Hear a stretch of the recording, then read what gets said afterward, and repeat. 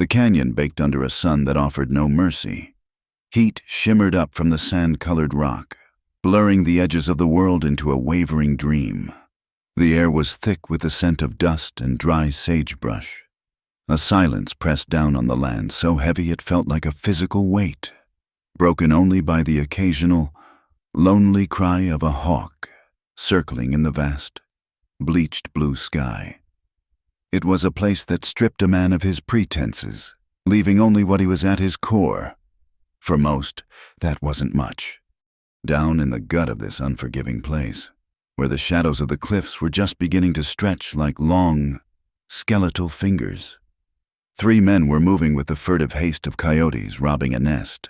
They were thin, wiry figures, their clothes worn to threadbare patches, their faces etched with the desperation of hunger and the foolishness of greed. The eldest, a man named Jeb with a tangled gray beard and mean, narrowed eyes, directed the other 2 with sharp, guttural whispers. "Hurry it up. Silas, Finn. You keep a watch," Jeb hissed, his voice a dry rasp. He tugged at a heavy canvas sack, part of a small, carefully hidden cache of supplies tucked into a shallow alcove in the rock face. Dried meat, bags of cornmeal, and canteens of precious water. It was a lifeline in this wasteland, a treasure more valuable than gold. Silas, a man whose shoulders were permanently hunched in a posture of defeat, grunted with effort. "This is a bad idea. Jeb, this is Apache land, and these markings, they say it's protected." He gestured nervously at the simple, painted symbols on the rock above the alcove. "It's protected by superstition," Jeb spat, finally wrestling a sack free, "and we're protected by empty bellies. Now stop your whining and grab the other one." The youngest, Finn, couldn't have been more than 18. His face was covered in a boy's soft fuzz, his eyes wide and skittish as he scanned the empty canyon entrance. He licked his dry lips.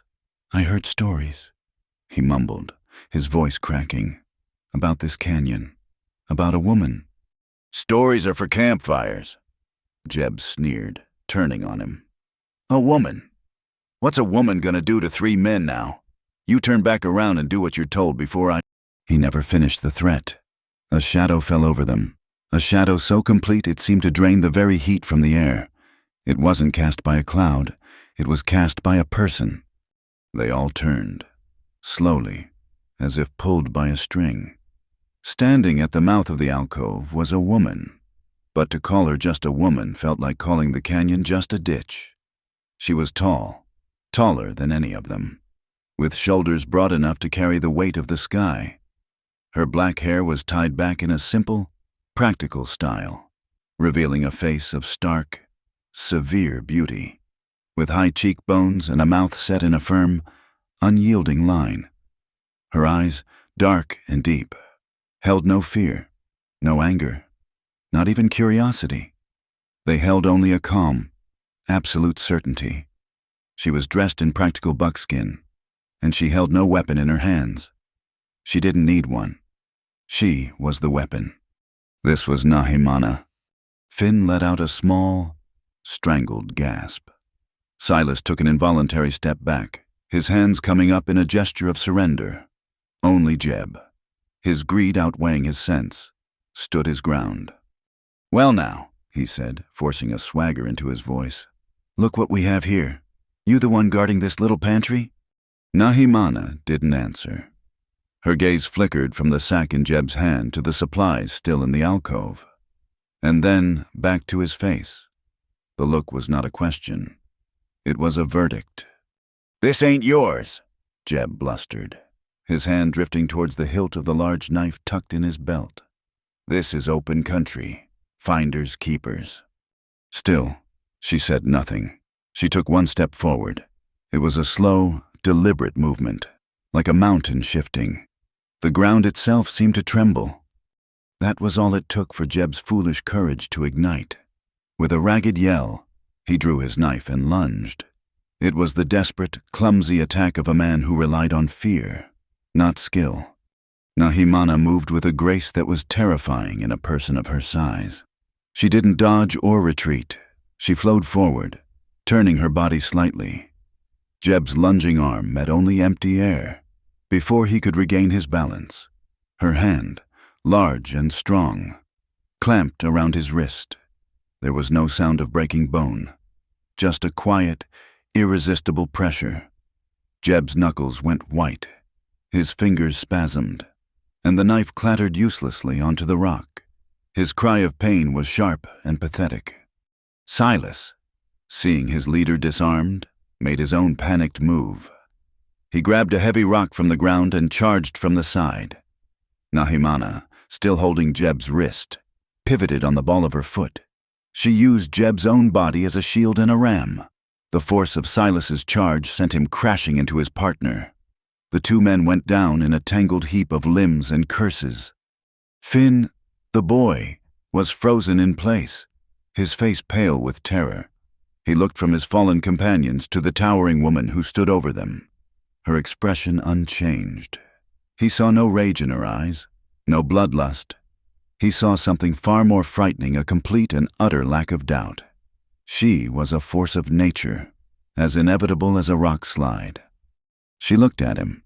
For the first time, her gaze seemed to register him as an individual. He saw a flicker of something in their dark depths, not pity, perhaps, but a weary acknowledgement of his youth, his foolishness. "Go," she said.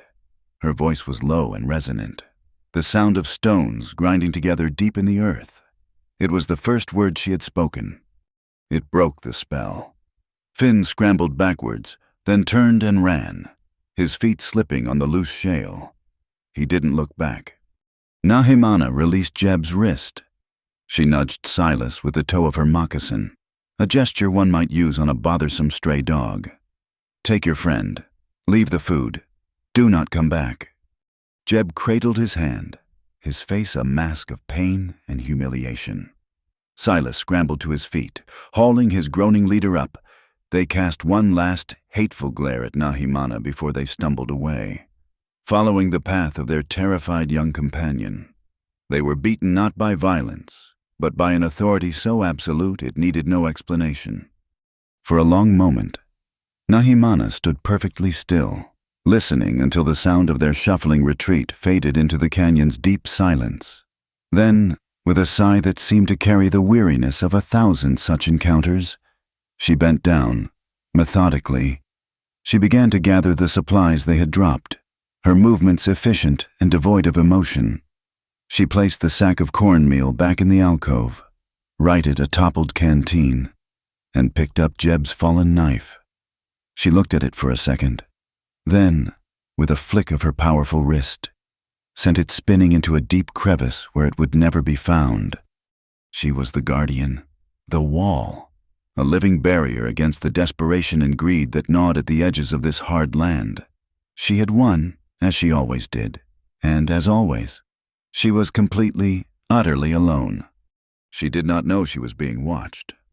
High above, perched on the sun-baked rim of the canyon, a man sat motionless on his horse. His name was Royce Barrett. He was a cowboy, though his dusty clothes and the weathered lines on his face spoke of more miles and hardships than most. His hat was pulled low, shadowing his eyes, but it could not hide their unusual stillness. They were the color of a hazy sky, and they missed nothing. He had seen the whole thing, the pathetic robbery, the woman's silent appearance, the fight that was over before it had truly begun. He had watched her move, not with the brawling rage of a cornered man, but with the focused, economic precision of a master craftsman. She had used just enough force, not an ounce more.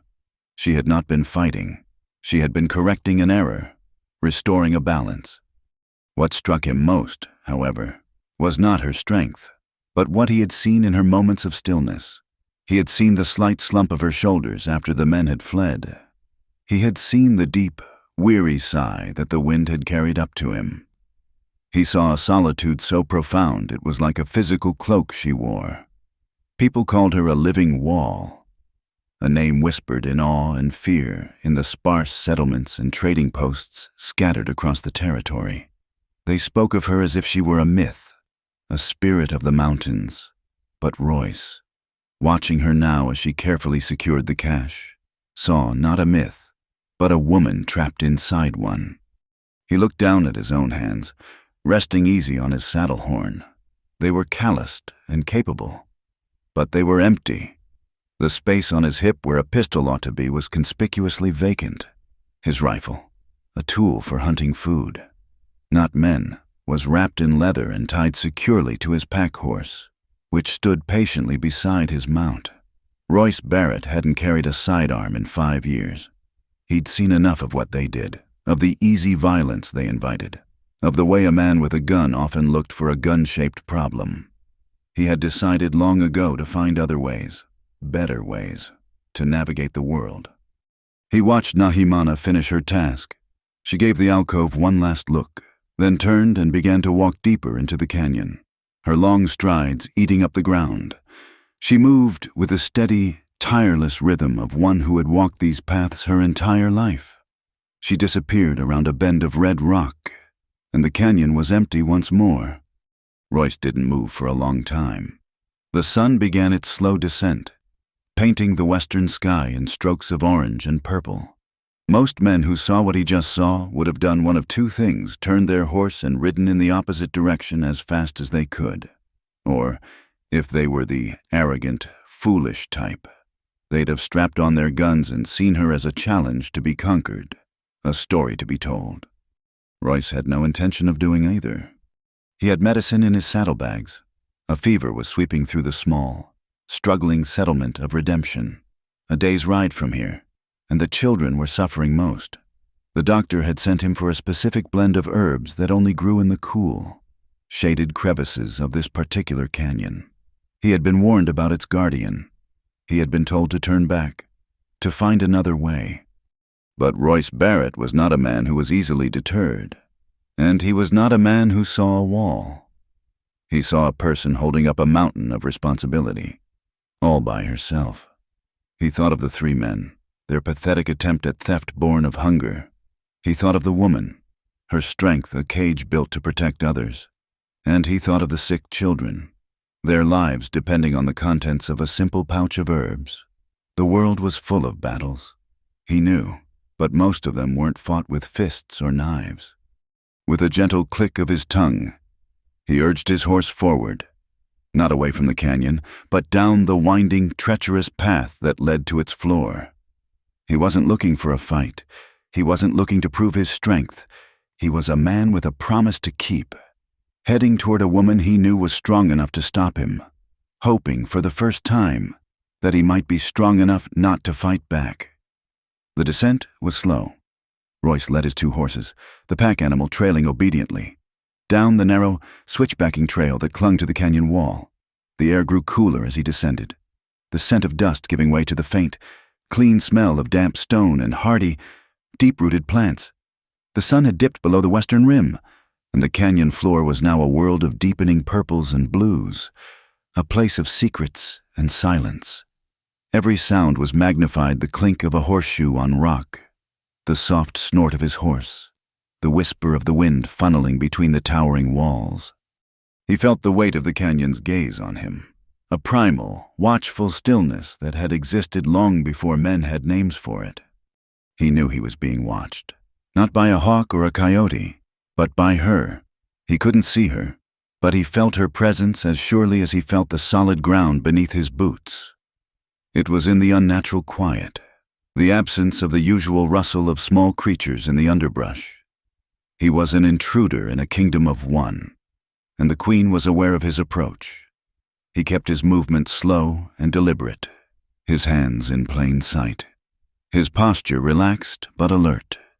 He was not a threat, and he had to communicate that with every step he took. He found her where a trickle of spring water, a miracle in this arid land, had nurtured a small grove of hardy cottonwood trees, their leaves, a splash of vibrant green against the red rock, rustled in the evening breeze. A small, smokeless fire of dry wood provided a circle of warmth and pale light. She was sitting on a flat rock beside it, her back straight, her powerful frame silhouetted against the gentle flames. She was not sharpening a weapon or preparing a meal. She was simply waiting. As he stepped into the clearing, leading his horses, she rose to her feet in one fluid motion. In the dim, flickering light of the fire, she seemed even larger, a colossus carved from the very rock of the canyon. Her face was a mask of shadows and plains, her eyes two dark pools that reflected the firelight but gave away nothing of her thoughts. She did not speak. She simply stood, a silent, immovable obstacle. Royce stopped a respectful distance away, giving her space, allowing her to set the terms of the encounter. The horses shuffled nervously behind him, their instincts screaming at them that they were in the presence of a predator. "Good evening," Royce said. His voice was calm, even, and seemed small in the vast emptiness. He offered the greeting not out of social custom, but as a statement of intent. He had not come in anger. Nahimana's gaze swept over him, then to his horses, noting the heavy pack, the absence of a rifle in his saddle scabbard, the empty space on his hip. Her eyes were sharp, missing nothing. She had seen him on the rim. She knew he was unarmed, but that, in her experience, often meant the deception was simply more subtle. "You are on Apache land," she said. Her voice, as he had heard it before, was low and without inflection. It wasn't a threat, but a simple statement of fact, as undeniable as the stone beneath their feet. "I know," Royce replied. "I mean no disrespect. I don't intend to stay long." Her silence was an answer in itself. It was heavy with disbelief, with the accumulated weight of 100 other encounters with men who had said one thing and meant another. Men who saw her land as something to be taken, her strength as something to be tested. "Why are you here?" she finally asked. The question was sharp, a demand for the truth she did not expect to receive. Royce took a small, careful breath. This was the moment that mattered. "I need to pass through the canyon. There are herbs that grow on the far side, near the shaded falls. I need them for medicine." A flicker of something derision perhaps crossed her face, so fleeting he might have imagined it. "Medicine," she repeated, the word tasting like a lie in her mouth. Men always have a noble reason for their trespasses. "It's for the children," Royce said, his voice quiet but firm. He didn't let his gaze waver from hers. He had to make her see the truth in his eyes, because he knew his words alone were not enough. In the settlement at Redemption, a fever has taken hold. It burns through the young ones the fastest. The doctor, a good man named Elias, says the only thing that will break it is a poultice made from silver root and coyote mint. He says it only grows in a place like this, where the rock stays cool and the water runs clean. He paused, letting the silence stretch. He did not plead or raise his voice. He simply laid out the facts, a humble offering of truth. Nahimana stared at him, her expression unreadable. She had heard stories of the white man's sicknesses, how they swept through camps and settlements like a phantom fire, leaving grief in their wake. But she had also seen the white man's lies, how they could be crafted to sound as pure and true as a mountain spring, only to hide the poison of greed beneath. She had seen men use the pretense of trade, of peace, of God himself, to get what they wanted. A sick child was the oldest and most effective tool in that box of deceptions. "Your people's problems are not mine," she said, her voice hard. "This is not a thoroughfare. Turn around and go back the way you came." It was the dismissal she had given to every prospector, trapper, and gunslinger who had ever tried to challenge her authority over this canyon. It was final. It was absolute. She expected him to argue, to bluster, to reveal his true intentions with threats or a show of force. Royce did none of those things. He simply nodded, a slow, weary acceptance that seemed to drain some of the tension from his shoulders. "I understand," he said, "and I respect your right to say it. This is your land." He made a soft motion as if to turn, to gather the reins of his horse. The gesture was so genuine, so devoid of trickery, that it caught Nahimana off guard. Every instinct, honed by years of conflict, had prepared her for a fight. His quiet compliance was a language she didn't speak. It was disarming. He stopped before he had fully turned. He looked at her again, and for the first time, she saw past the weary cowboy to the man beneath. She saw an exhaustion in his pale eyes that went bone deep, and a desperate sincerity that he wasn't trying to sell, but simply couldn't hide. "But I have to ask you to reconsider," he said, his voice dropping lower, imbued with a gravity that had nothing to do with a challenge and everything to do with a plea. "I'm not asking for myself. I gave my word to a dozen mothers who are sitting by their children's beds right now, dipping rags in cool water and praying for a miracle. I'm just the man they sent to find it. The herbs aren't worth anything. They won't fetch a price at any trading post. They're just weeds to anyone who doesn't know what they're for. To those children, they're the only hope they have." He held her gaze, and in that moment, she felt something she hadn't felt in a very long time: uncertainty. She was a wall. A wall feels pressure. It feels the force of blows, and it resists. It does not know how to respond to a quiet request to simply open a gate. "How do I know you speak the truth?" she asked, her voice losing a fraction of its iron certainty. "You don't," Royce admitted. "You only have my word. But I will offer you this."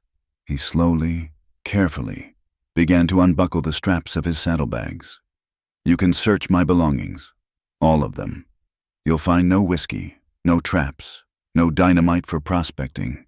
You'll find jerky, a bedroll, and a list of herbs written in the doctor's hand. You'll find no weapon. I carry none. My life is in your hands as much as the lives of those children." He slid the heavy leather bags from his horse and placed them on the ground between them. Then he stepped back, his hands held open at his sides. It was a gesture of complete and total vulnerability, an act of trust so profound in this land of constant suspicion that it was almost reckless. Nahimana stared at the saddlebags, then back at his face, then at his empty hands. A storm of conflicting thoughts raged within her. The men she had faced before, the ones who had come to challenge her, were easy to understand. Their desire for glory, for dominance, was a simple, ugly thing. She knew how to meet it. She knew how to break it. But this man, he offered no fight. He sought no glory. He spoke of sick children and offered his own life as collateral for the truth of his words. He was asking her not to be a warrior, but to be a judge, to be merciful. Mercy was a luxury she had long ago discarded, a soft garment unsuited for the harshness of her life. She had learned that to be merciful was to be seen as weak, and to be seen as weak was to invite disaster. Her strength was her people's shield. If she faltered, if she let one man through, another would follow, and then 10, and then 100, until the sacred quiet of this place was broken forever, its resources plundered, its spirit extinguished. And yet, she had seen him on the canyon rim. She had watched him watch her. He had seen her dispatch 3 men with brutal efficiency. And still, he had ridden down to face her, not with a gun, but with a request. He was either the biggest fool in the territory, or he was something else entirely.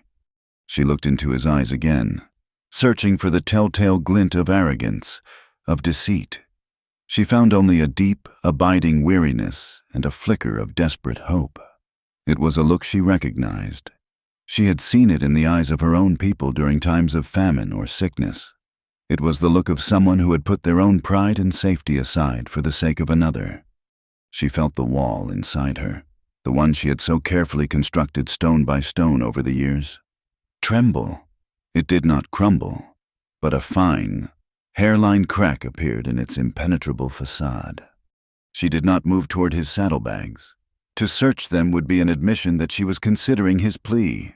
To refuse was to close the door completely. She chose a third option, the option of time. "You are tired from your journey," she said, her tone as flat and unyielding as ever, betraying none of the turmoil within her. "The light is failing. It is not safe to travel in these canyons after dark." Royce waited, his body still, his expression patient. He knew this was not an invitation, it was a pronouncement. "Make your camp here. Nahimana commanded, gesturing with her chin to a flat, open space on the other side of the clearing. Stay on your side of the fire. In the morning, I will give you my answer. It wasn't a yes, but it wasn't a no. It was a reprieve, a test. Royce felt a wave of relief so profound it almost buckled his knees. He had been granted a few more hours. For the children back in Redemption, it was everything. He simply nodded. Thank you. He didn't say more. He understood that she had given all she was willing to give. He led his horses to the designated spot and began the slow, quiet process of making his camp for the night. Every movement still measured and respectful, acutely aware of the powerful woman across the fire who was watching his every move. The plea had been made. Now, all that was left was the long, silent vigil of the warning. The fire crackled in the profound silence of the canyon night, a lone beacon of warmth and light in a vast sea of darkness. Above, the sky was a spill of pure black velvet, so clear and deep that the stars looked like freshly scattered diamonds. They were cold and distant, witnesses to a silent drama playing out in the small circle of firelight below. On one side sat Nahimana, motionless as the rock she leaned against, her face a stoic mask, half hidden in shadow. On the other, separated by the dancing flames, was Royce Barrett. He had accepted her terms without argument, moving with an economy of motion that spoke of a life lived on the trail. Now, under her unwavering gaze, he began to make his camp. She watched him, her eyes missing nothing, her mind a cold, calculating ledger, searching for the flaw, the lie, the inevitable slip that would reveal the man beneath the gentle facade. The first thing he did was tend to his horses. He didn't just unsaddle them and let them graze. He spoke to them in a low, soothing murmur, his voice a gentle rumble that was absorbed by the immense quiet. He ran his hands down their legs, checking for injuries from the treacherous descent. He used a curry comb from his pack to work the dust and sweat from their coats, his movements patient and thorough. Then he gave them a carefully measured portion of water from his own canteen before letting them drink from the spring, ensuring they wouldn't bloat themselves. Finally, he poured a small amount of precious oats into a canvas feed bag for each animal. Nahimana watched this ritual with a detached intensity. Horses were life in this land. A man who treated his animals with such meticulous care was a man who understood value beyond the gleam of a gold nugget or the weight of a pistol. The brutes and drifters she had dealt with in the past treated their mounts as expendable tools, riding them into the ground and abandoning them when they were spent. This man treated his as partners. It was the first entry in his favor on her mental ledger, a small but significant mark. Once the horses were settled, he turned to his own needs. He unrolled his bedroll on the flat piece of ground she had indicated, placing it so his head would be uphill. He arranged his meager supplies with a quiet neatness, each item having its place. There was no clutter, no chaos. It was the camp of a man who lived a life of discipline, not one of desperation. Desperate men were messy, their belongings strewn about as if they had just fled a robbery or were about to. Royce's orderliness spoke of a different kind of spirit, one that imposed its own structure on a chaotic world, rather than being ruled by it. He did not build his own fire. He respected the boundary she had set, the shared flame between them acting as a clear, unspoken line. From a pouch, he took out a strip of dried jerky and a piece of hardtack. Before he began to eat, he looked across the fire at her. He didn't speak, but he held the piece of jerky out slightly in her direction. A simple, questioning gesture. Nahimana's eyes narrowed. It was a test. Or was it a man trying to trick her might offer whiskey or tobacco, a common currency of deceit, but to offer a piece of his own scant meal? It was a gesture of fellowship, of acknowledging a shared space and a shared humanity. It was an act of profound and simple decency. She gave a single, almost imperceptible shake of her head. Royce accepted her refusal without offense. He simply gave a small nod and began to eat his lonely meal, chewing the tough meat slowly, his gaze directed at the fire, He ate like a man who was truly hungry, but not starving. He was patient even in his own sustenance. As he ate, Nahimana's mind drifted back. She remembered a prospector, years ago, a man with shifty eyes and a nervous smile, who had offered her a pouch of gold dust to look the other way while he fouled the spring with his panning. She had sent him running with a demonstration of strength that had left him pale and trembling. She remembered a trio of ex-soldiers, their faces hard and cruel, who thought their rifles gave them the right to her land. They had learned that a gun is useless when you cannot raise it in time. She remembered countless others, men whose words were slick with flattery, whose eyes were filled with a covetous hunger, who saw her as a challenge, an obstacle, or a prize. They all, in their own way, had tried to push against her, to test the strength of the wall. This man, Royce Barrett, did not push. He simply existed on the other side of the fire, his presence quiet and unassuming. He wasn't trying to charm her, intimidate her, or deceive her. He was waiting for her judgment. The strangest part was his apparent lack of fear. It wasn't the arrogant fearlessness of a gunslinger who believed himself invincible. It was a deeper, more settled calm. He respected her power. She could see that in the careful way he moved, the way he honored the space she had given him.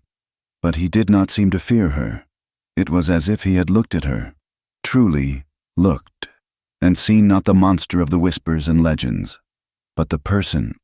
This realization was more unsettling than any threat. When he finished his meal, he took his tin plate and cup to the spring, washing them carefully before drying them and packing them away. Such a small act, yet it spoke volumes. It was an act of cleanliness, of leaving no trace, of respecting the land he was a guest in. It was the opposite of the way most men she encountered moved through the world, leaving a trail of refuse and carelessness in their wake. The night deepened. The air grew sharp and cold. The fire burned down to a bed of glowing orange embers. For what felt like hours, neither of them moved or spoke. The silence between them was not the tense, waiting silence before a fight. It was a different kind of quiet, a contemplative one. Royce did not stare at her. He leaned back against his saddle, his arms crossed over his chest, and looked up at the vast, star-filled sky. His face, illuminated by the soft glow of the embers, was calm and thoughtful. He seemed lost in the cosmos, a small man contemplating an infinite universe. She found herself watching the play of emotions on his face, though they were subtle as the shifting of sand. She saw weariness, yes, but also a kind of peace. She saw a hint of sadness around his eyes, the mark of a man who had seen too much of the world's troubles. But there was no malice there, no greed, no restless ambition. In the utter stillness of the canyon, she began to feel the truth of him, an intuition that went deeper than words or evidence. She had built her life on judging men by their actions, and every action this man had taken since entering her sight had been one of respect, discipline, and a quiet, unshakable integrity. She had spent her life cultivating an aura of untouchable strength. It was a necessity. It kept her people safe. It kept her safe. It had worked because all men understood the challenge of a physical wall.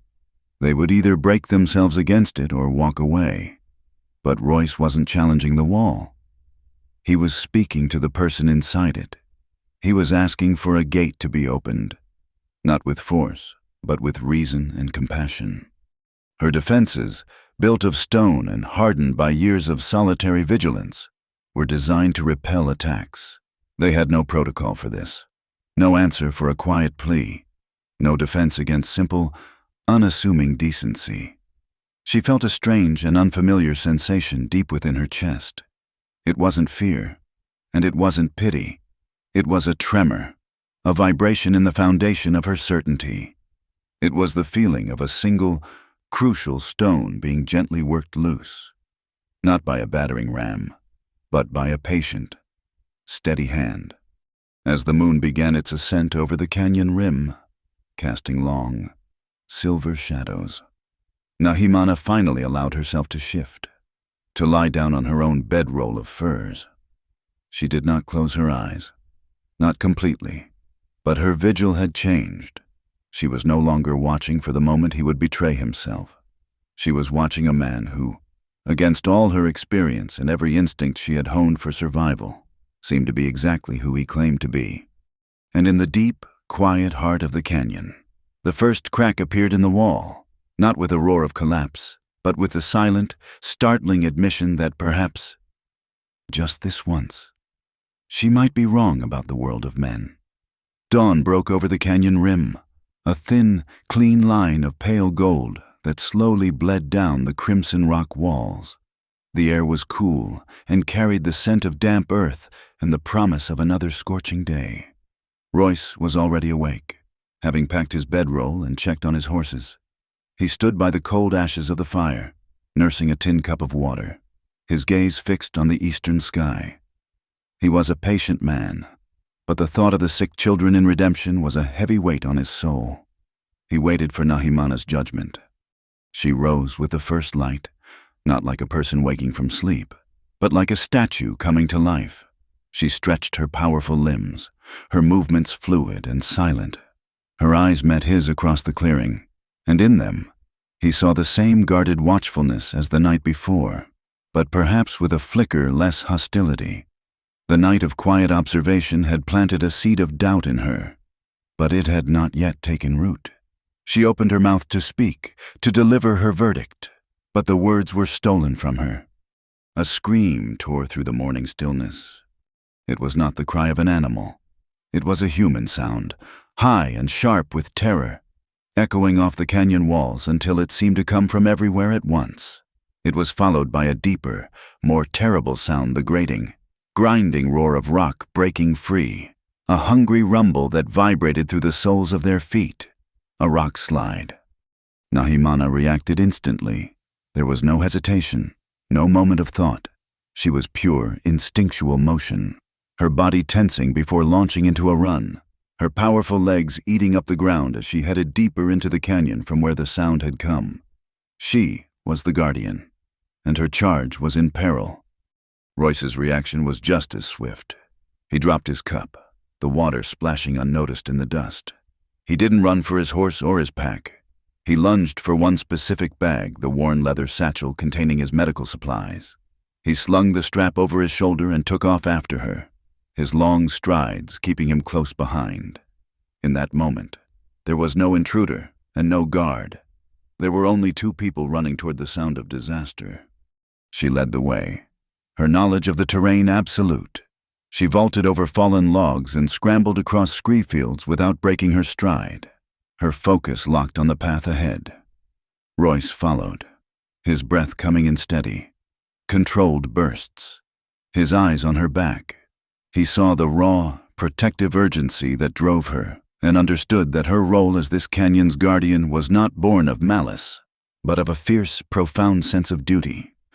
They rounded a sharp bend where the canyon narrowed into a tight bottleneck, and the scene of devastation lay before them. A fresh scar of pale rock marred the side of the cliff, and a massive jumble of boulders and shattered stone choked the path. The air was thick with the haze of unsettled dust. On the edge of the slide, a young Apache woman was on her knees, her hands bloody, desperately pulling at a rock that would not budge.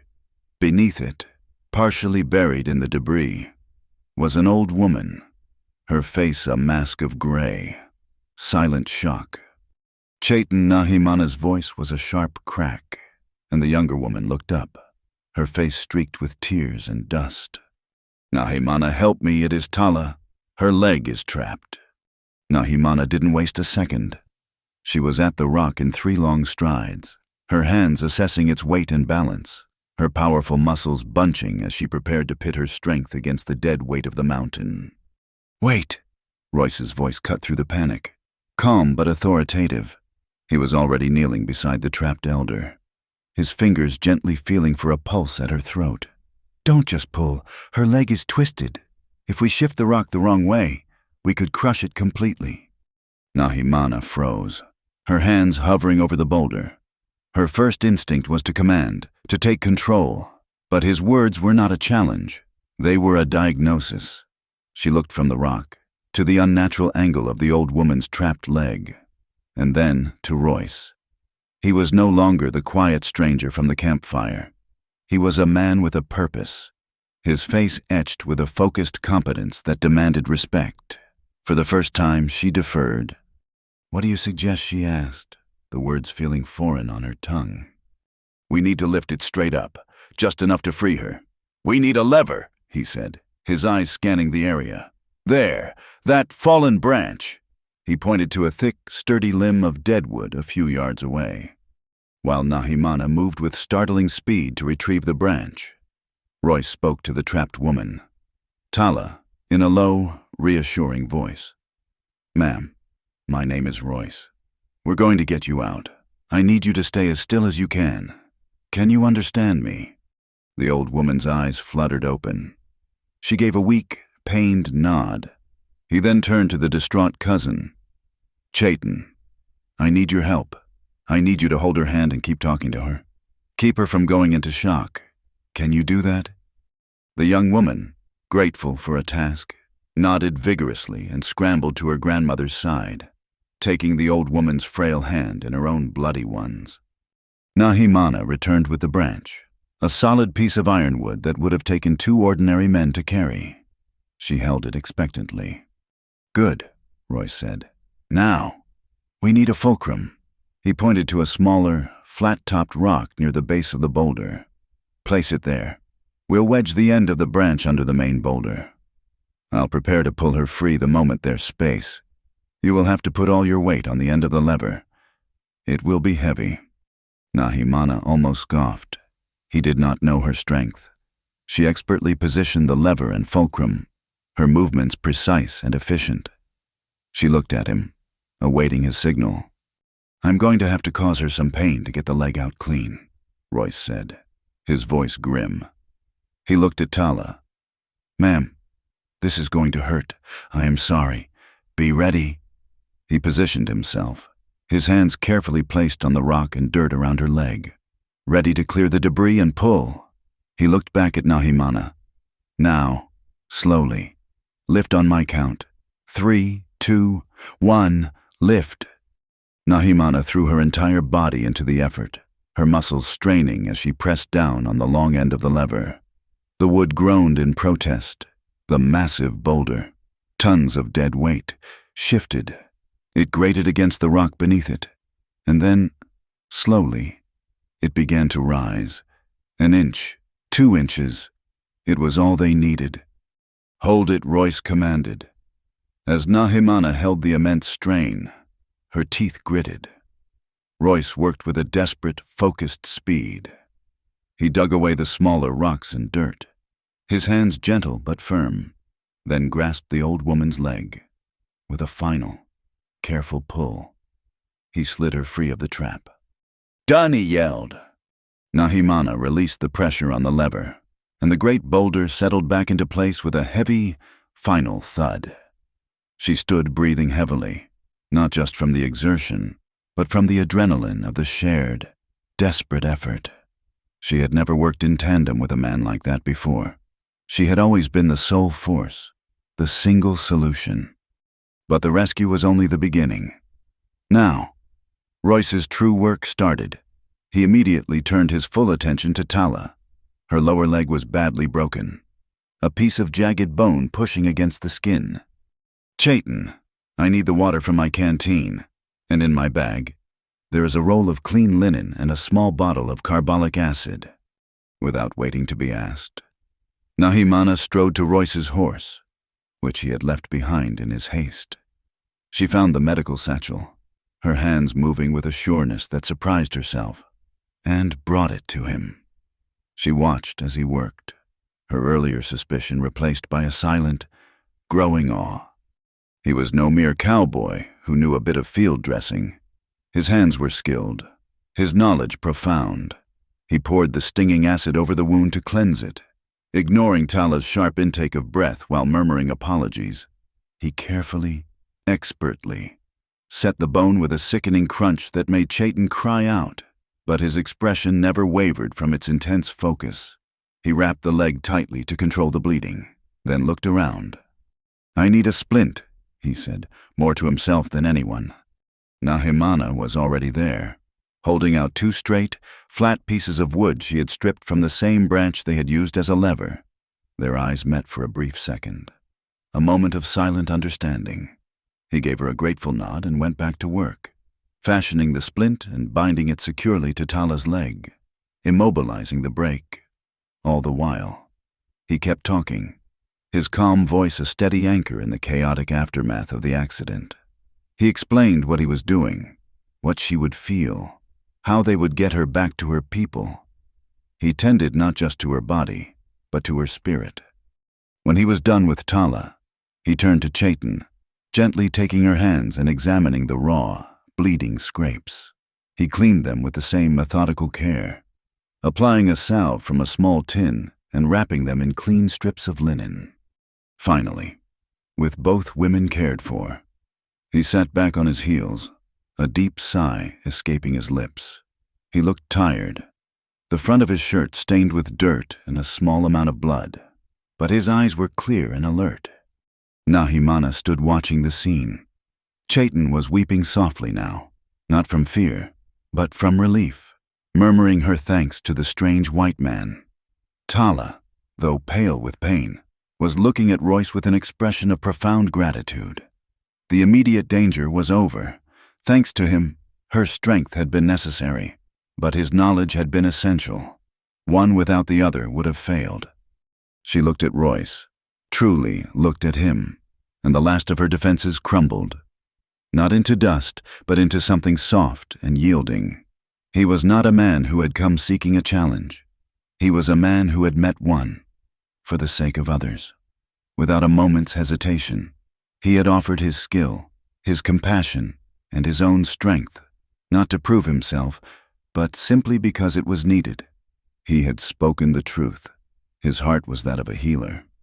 The wall she had built to protect herself from the world of men had been predicated on a single, simple truth that all men were a potential threat.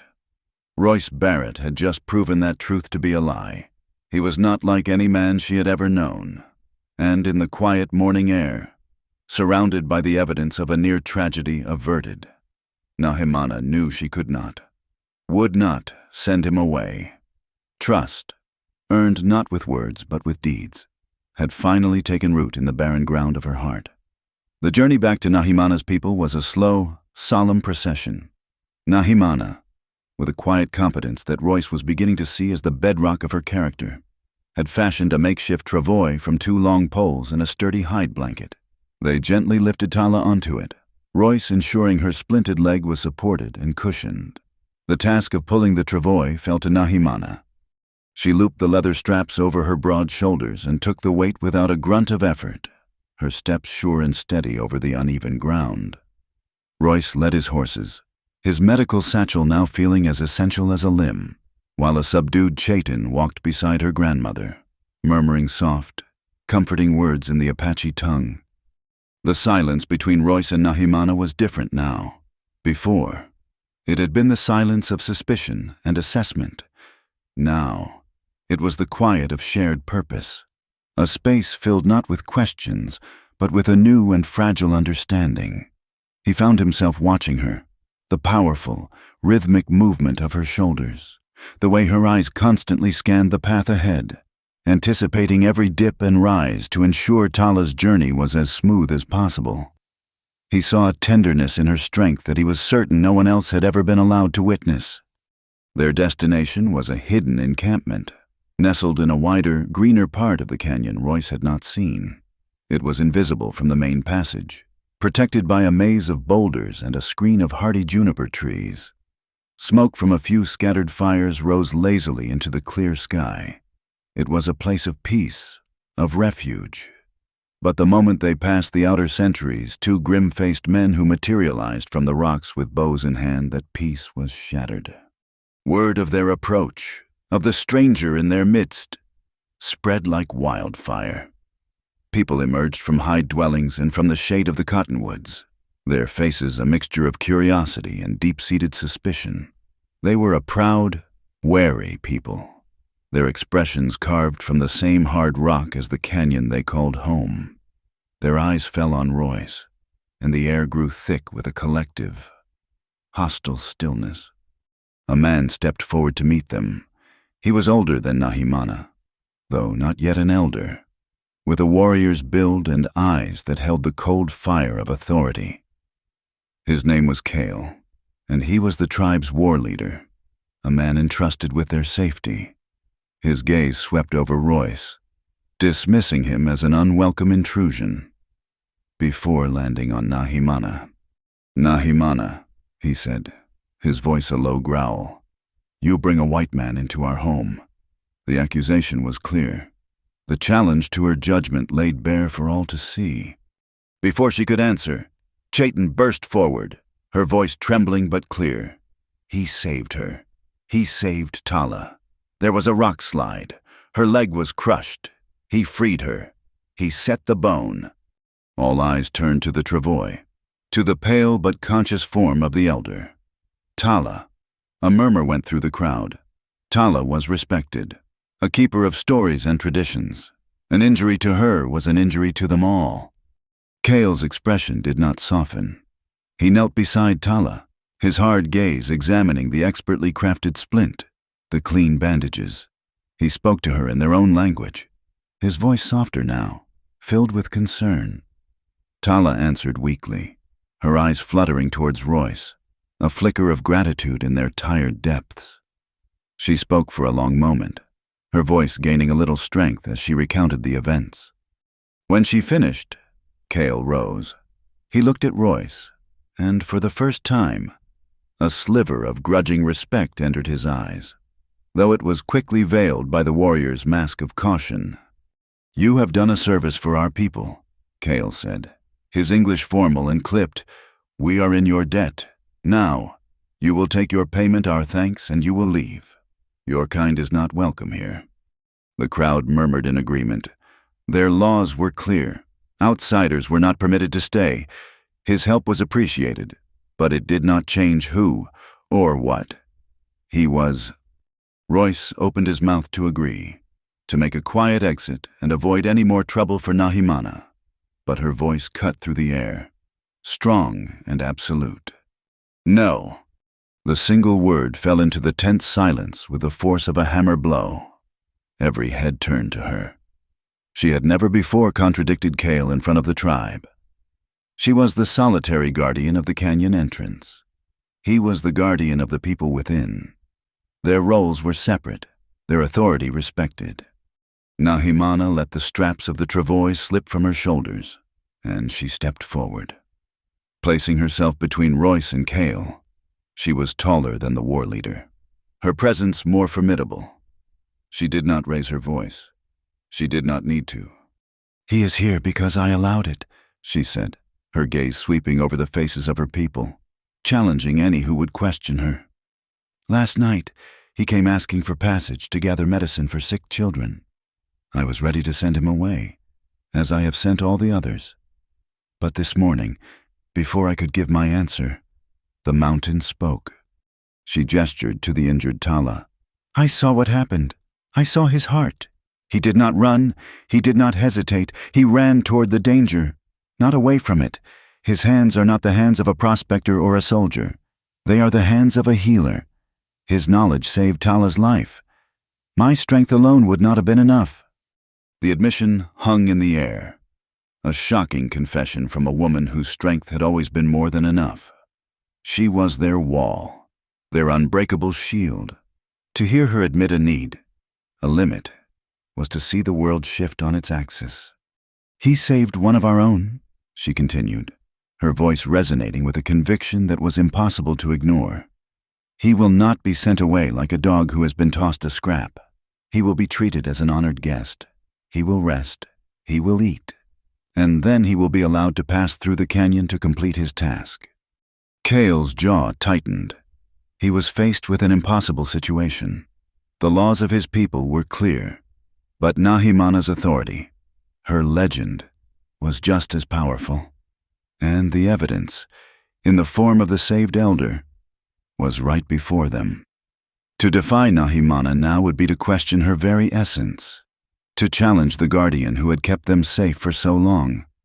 "He is a white man," Kale said, his voice low and strained, a final appeal to tradition. "We have seen the poison they bring."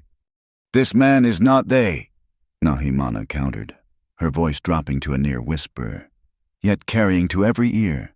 "This man is Royce Barrett, and I, Nahimana, stake my honor on his." The crowd was silent, caught between two pillars of their community. They looked from Kale's rigid fury to Nahimana's unshakable resolve, and then to the quiet, unarmed man who stood at the center of the storm. Royce knew he had to intervene. He saw the rift he was causing, the way he was forcing Nahimana to stand against her own tribe. Her defense of him was a gift more precious than any he had ever received, and he would not see it tarnish her. He stepped forward, holding up a hand in a gesture of peace. "Please," he said, his voice calm and steady. He looked at Kale, then at the assembled tribe. But his most important words were for Nahimana. "Your war leader is right. I do not belong here. I am grateful for your defense of me. Nahimana, more than you can know, but I cannot allow my presence to cause division among your people. Your honor is too important." He turned back to Kale. "I will leave, but first, permit me one thing. Tala's leg is not yet safe. The break is clean, but the danger of fever is great. Allow me to show you and Chayton how to care for it. After that, I will go." His willingness to leave, his concern for Nahimana's standing, did more to sway the tribe than any argument. It was not the action of a man with hidden motives. It was the action of an honorable man. Kale hesitated, then gave a stiff, reluctant nod. "You will show us. Then you will be escorted from the canyon." For the next hour, Royce became a teacher. They carried Tala to her dwelling, and he knelt beside her, patiently instructing Chayton and a few other women, with Kale and Nahimana watching his every move. He showed them how to boil water to keep the bandages clean, how to check for the heat that signals infection, and how to mix a poultice of crushed juniper and sage to keep the swelling down. He left them with a small supply of his carbolic acid, explaining its power to kill the poisons that festered in a wound. His instructions were clear, simple, and filled with a genuine compassion that transcended the barriers of language and race. When he was finished, he stood, his work done. She must not put any weight on it for at least 2 moons. He said, "Keep it elevated, with care. She will walk again." The time had come. Kale gestured to 2 warriors. "They will see you to the canyon's edge." "That will not be necessary," Nahimana said, her voice flat. "I brought him in. I will see him out." Kale did not argue. He simply gave a final, sharp nod, his face an unreadable mask of duty and conflicted respect. The walk back to the canyon entrance was draped in a heavy, melancholic silence. The late afternoon sun cast long, distorted shadows that stretched like grasping fingers across the canyon floor. They walked side by side, the space between them charged with unspoken emotions. He had come here with a simple plea. Now he was leaving with a debt of honor to the woman beside him, and a painful ache in his chest. She had stood for him. She, who had stood alone against everyone, had chosen to stand for him. They reached the place where he had made his camp the night before. His horses were still there, grazing peacefully. The entire world seemed to have changed in the span of a single day. He turned to face her, to offer a final, inadequate thank you. "Nahimana," he began, but the words caught in his throat. What could he say that would possibly convey the depth of his gratitude? She looked at him, and, for the first time, the warrior's mask in her eyes was gone completely. He saw no guard, no wall. He saw only a profound, heart-wrenching sadness. He saw a woman who had spent a lifetime being strong for others, and in that moment seemed impossibly vulnerable. Her lips parted, and a single, quiet phrase escaped, a whisper that seemed torn from the very core of her being. "I do not want you to go." The words were not a plea. They were a confession. A raw, painful statement of truth from a woman who had never before allowed herself the luxury of wanting anything. The guardian of the canyon, the woman no man was strong enough for, was admitting that she did not want to be alone again. Royce's heart felt as if it had been gripped by a fist. He had a duty to the children in redemption, a promise he had to keep. But every instinct, every fiber of his being, wanted to stay there, in that canyon, with the extraordinary woman who had just laid her soul bare before him. He took a half-step closer, his hand rising as if to touch her arm, before he let it fall back to his side. "I do not want to go," he said, his own voice thick with an emotion he hadn't felt in years. And there they stood, two solitary figures caught in the fading light, trapped between duty and a new, impossible desire. He had to leave.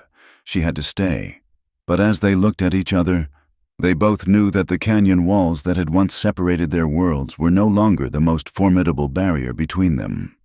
They stood in the long shadows of the dying day, suspended in the space between his departure and her solitude, his quiet confession. "I do not want to go," echoed her own, leaving them at an impasse of the heart. Duty called him one way. A lifetime of service held her in place. And yet the air between them was thick with the impossible gravity of a different future. Royce knew he had to be the one to break the spell. He had a promise to keep. The lives of children rested on his journey. He took a deep breath, the scent of dust and sage filling his lungs. "But I must," he said, the words costing him more than he could have imagined. "There are people counting on me." Nahimana's gaze drifted from his face, past him, toward the mouth of the canyon that led back to the world of men. Then she looked back over her shoulder, in the direction of her people, her home, her entire life. He saw the war in her eyes, a conflict more fierce than any physical battle she had ever fought. To stay was to return to the profound, aching silence of being the living wall. It was a role she had accepted, a burden she had carried with honor, but for one single, transformative day. Royce had shown her that it was a role, not the entirety of her being. He had spoken not to the wall, but to the woman within. To let him walk away now was to feel that stone facade rise up around her once more, perhaps forever.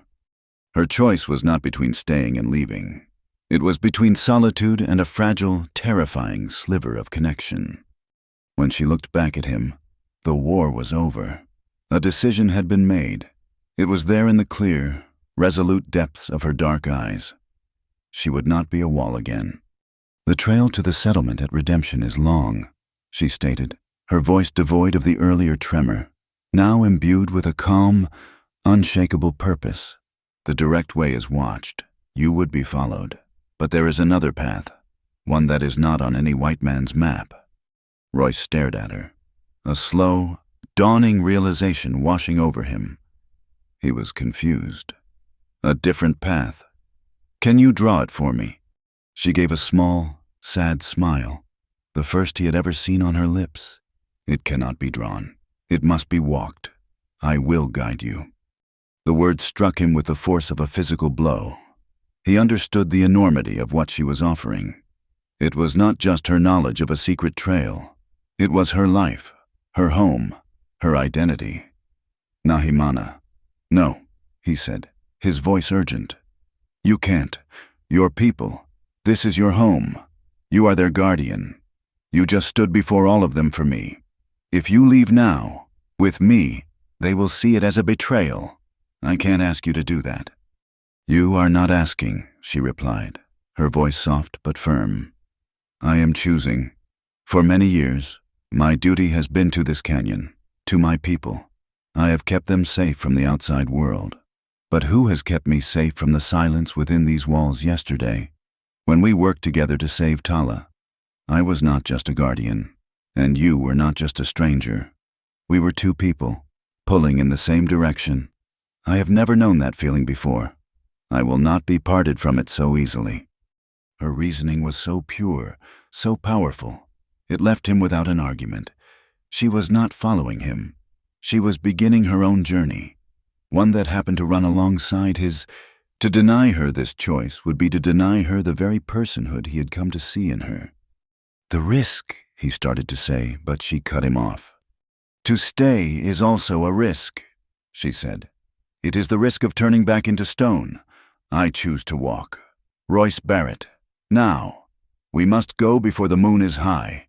We cannot go back the way you came." She turned not toward the main entrance, but toward a sheer rock face that seemed to offer no passage at all. As he quickly gathered the reins of his horses, she ran a hand over a specific pattern of cracks in the rock. With a low groan of stone against stone, a section of the cliff face swung inward, revealing a dark, narrow opening just wide enough for a person and a horse to pass through in single file. It was a perfectly concealed door, a secret known only to her people. "Follow close," she commanded, and without a backward glance, she slipped into the darkness. Royce led his horses to the opening, hesitating for only a second at the precipice of this new, unknown journey. He cast one last look at the wide, familiar canyon behind him, then plunged into the passage after her, the stone door grinding shut behind them, sealing them in the dark and cutting him off from the world he knew, and her from the life she had always lived. The path was a testament to the Apache's intimate knowledge of the land. It wound through claustrophobic tunnels, opened onto breathtakingly narrow ledges that clung to the canyon's hidden interior walls, and descended through ancient, water-carved fissures. For what felt like hours, they moved in near total silence and darkness, guided only by Nahimana's unerring sense of direction and the faint starlight that occasionally filtered down from above. Just as Royce began to think the entire journey would be made in the belly of the earth, she led them out through a thick curtain of willows and into a place that stole his breath. They had emerged into a hidden meadow, a perfect circle of lush grassland protected on all sides by towering, impassable cliffs. The air was cool and sweet, fragrant with the scent of night-blooming flowers and damp earth. A stream, so clear it reflected the stars like a polished mirror, gurgled through the center of the meadow. It was a sanctuary, a secret garden hidden from the harshness of the outside world. "We will camp here tonight," Nahimana said, her voice softer in this tranquil place. "No one will find us. Tomorrow, the trail to the plains is easier." This time there were no designated sides of a fire. There was no invisible line of suspicion between them. They were a unit, partners in a shared venture. They moved with an unspoken synergy, their actions weaving together in a comfortable, domestic rhythm. While Royce unsaddled the weary horses and led them to the stream to drink, Nahimana gathered dry, dead wood with practiced efficiency. By the time he had rubbed the animals down, she had a small, bright fire crackling to life, its warmth pushing back the chill of the high country night.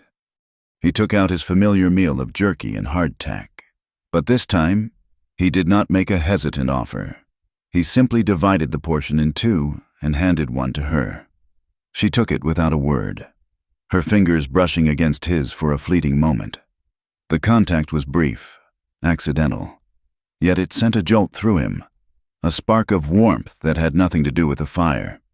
They sat on a fallen log, their shoulders nearly touching, and ate in a silence that was no longer empty, but full.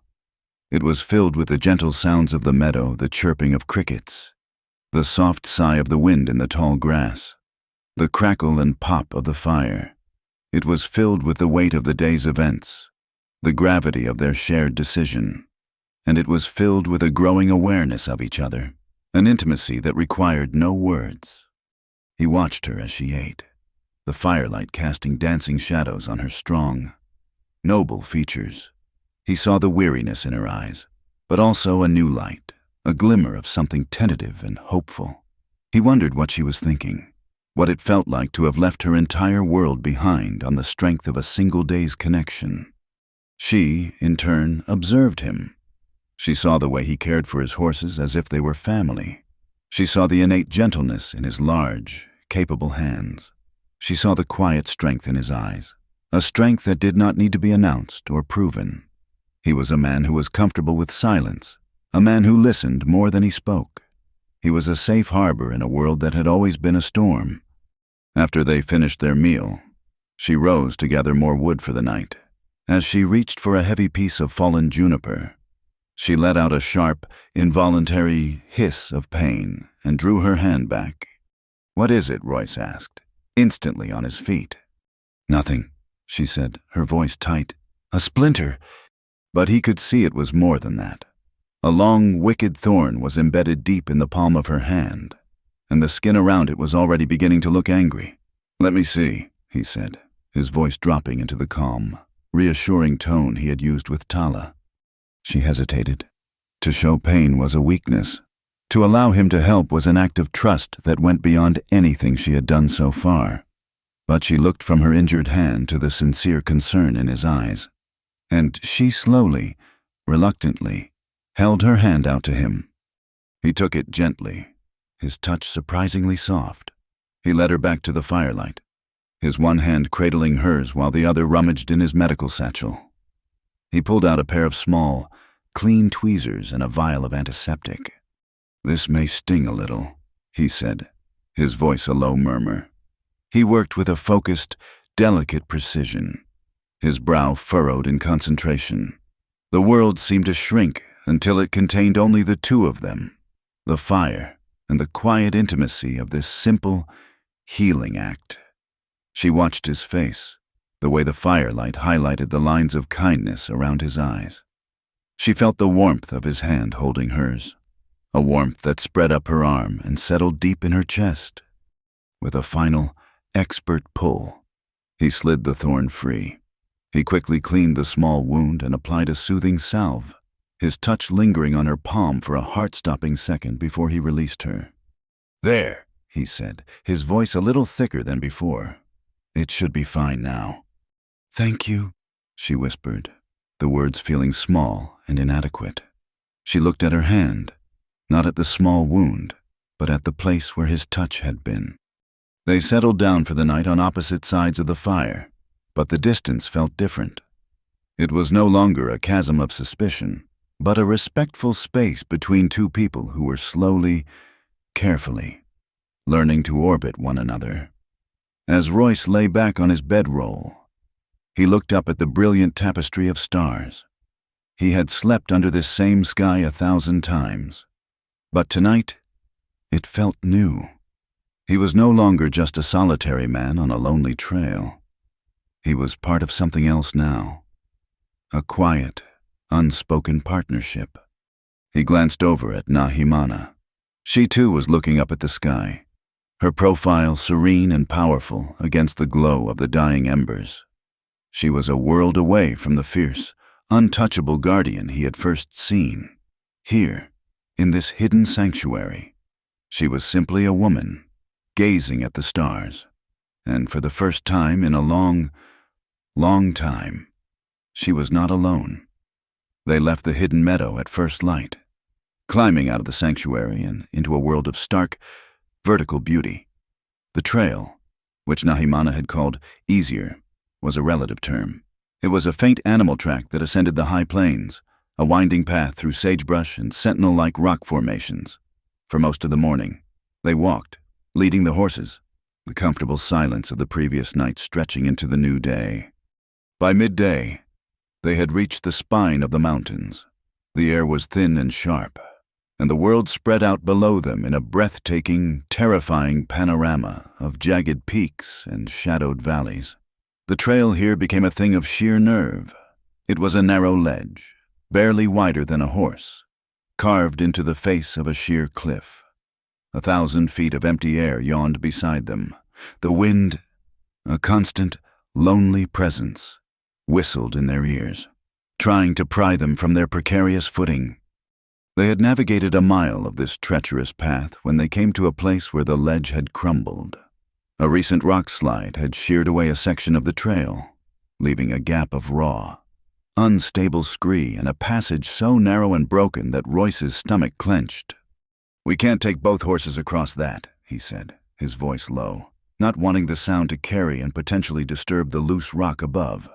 "Not one after the other. It won't hold." Nahimana studied the broken trail, her expression grim. The pack horse is lighter. It might make it, but your horse, he is heavy. The ground will give way. She looked at the alternative, a detour that would take them days. Days the sick children in Redemption did not have. Royce looked at his mount, a sturdy bay gelding named Steady, whose sure-footedness had saved his life more than once. He trusted the horse, but he did not trust the mountain. An idea, born of necessity, began to form in his mind. It was a risk, and it was intimate. "We ride one horse," he said, looking at her. "Together. We distribute our weight, keep it centered over the strongest part of the animal. We lead the pack horse behind on a long rope. It's the only way." Nahimana looked from the crumbling ledge to Royce's face. She understood the logic. She also understood what it would mean. To ride behind him, to press herself against a man's back, to put her arms around him for balance. It was a position of vulnerability, of trust, that she had never allowed in her entire life.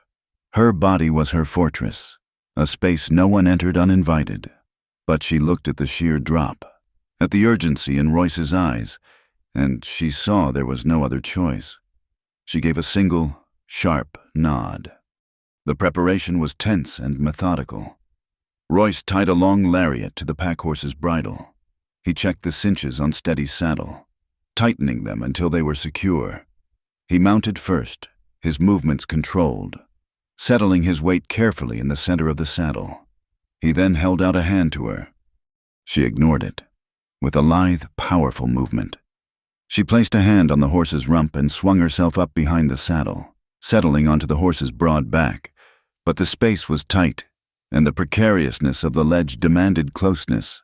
She had no choice but to press her body against his. His back was a wall of solid, warm muscle against her chest.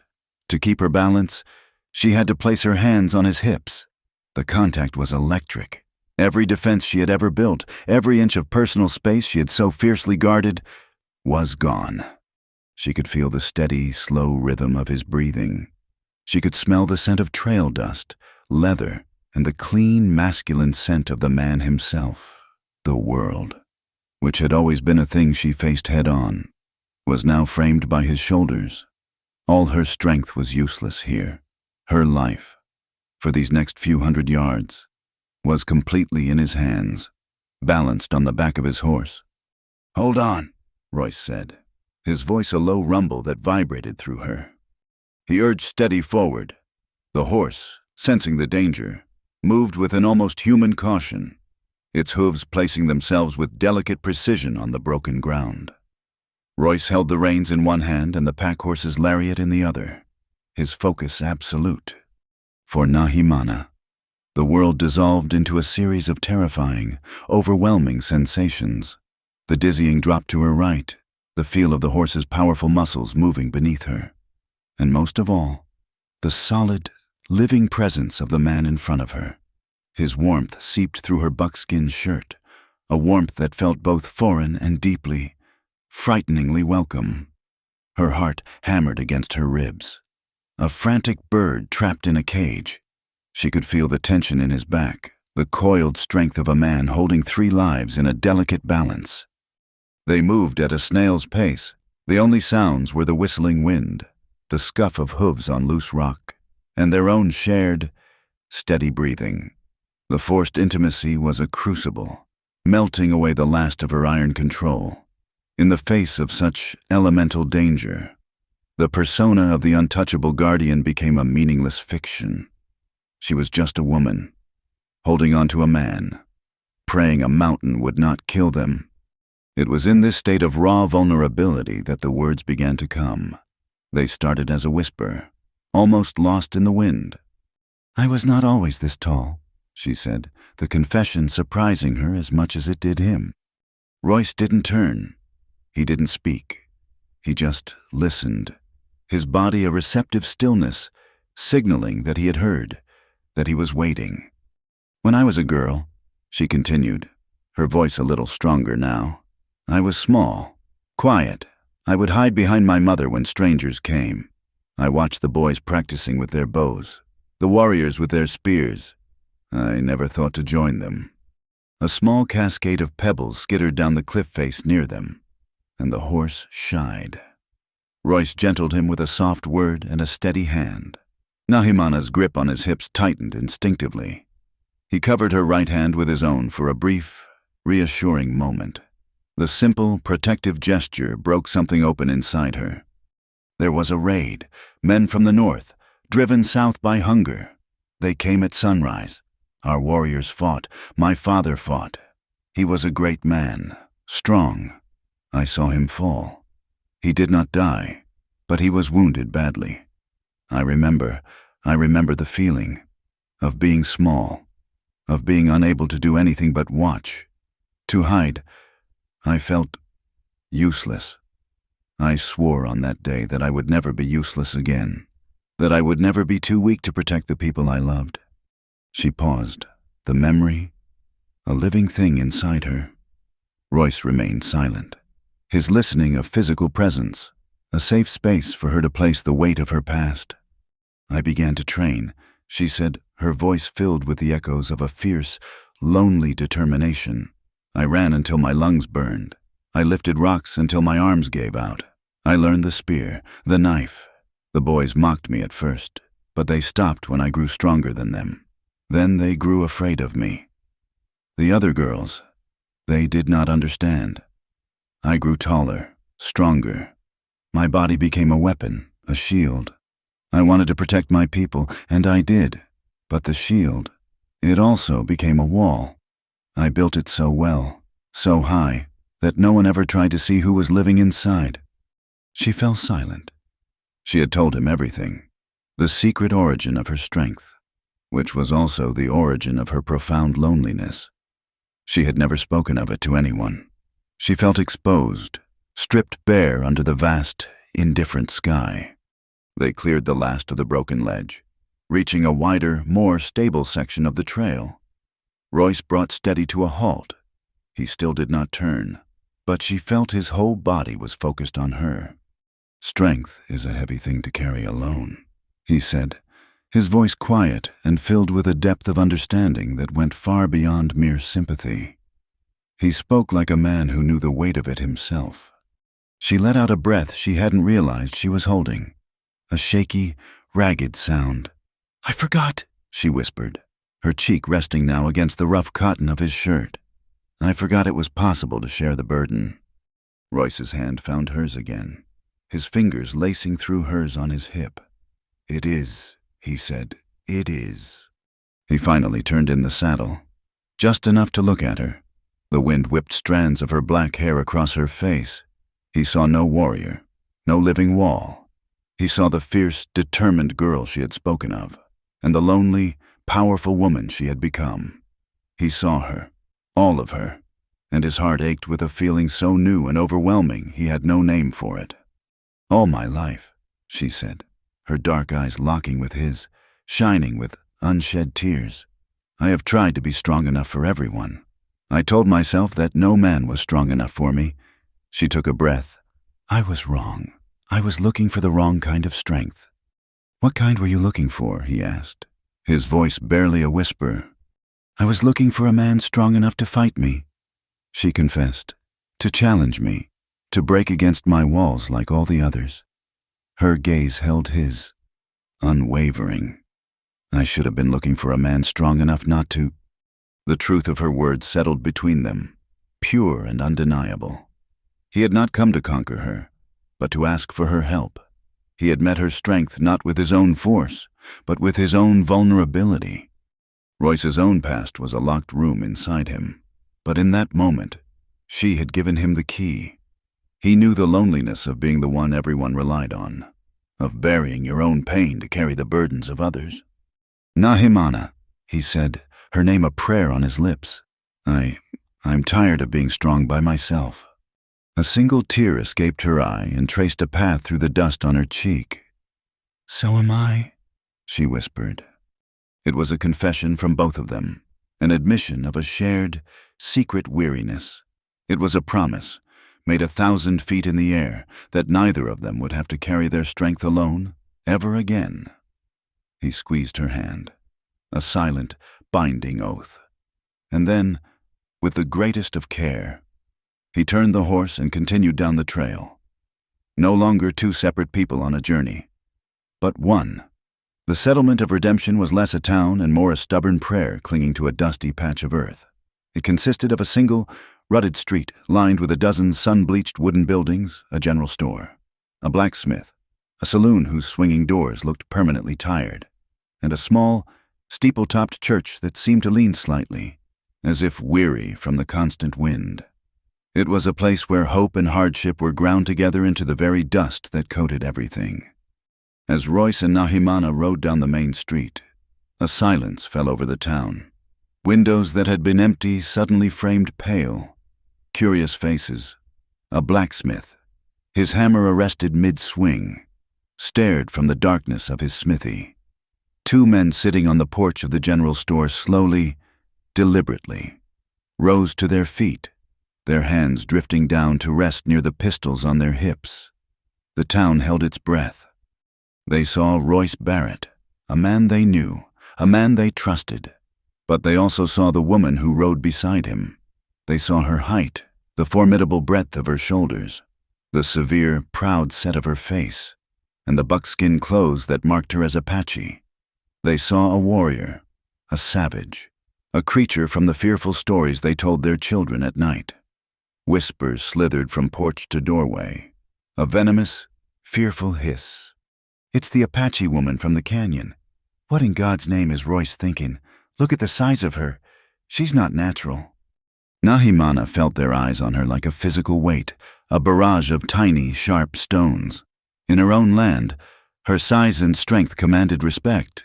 Here, it inspired only fear and revulsion.